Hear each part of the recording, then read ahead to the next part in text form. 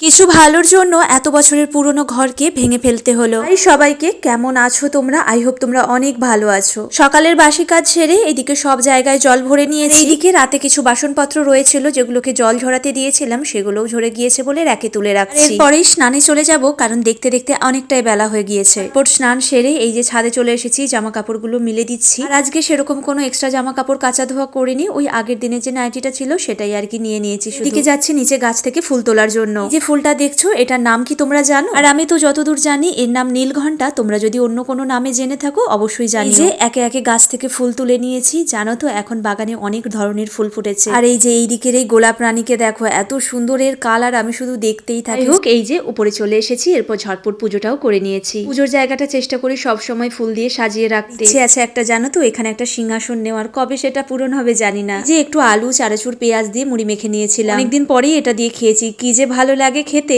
এই যে নিচে চলে এসেছি খেয়েটে, আর চারিদিক নোংরা হয়ে রয়েছে। তোমাদেরকে তো বলেছিলাম নতুন রাস্তা হয়েছে, তার জন্য কিন্তু আমাদের একটা গোটা রুমকে ভেঙে দিতে হয়েছে। ওই রুমের ভেতর থেকেই একটা মেন গেট কাটতে হয়েছে। যে একটু ভালো রাস্তার জন্য তো এটুকু করতেই হতো।